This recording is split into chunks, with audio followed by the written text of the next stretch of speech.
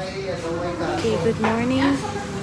Para sa video natin ngayong umaga, ipapakita natin kung ano ba ang ginagawa sa tuwing ikaw ay mag-iiyashi.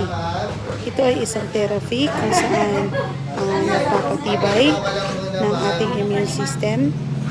Isang machine ang ginagamit nito kung saan nakakatulong sa merong high blood, diabetes, may kidney stone at iba pang sakit.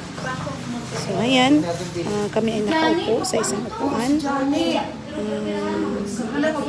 Yan ay may nakadaloy na kuryente na mula sa machine.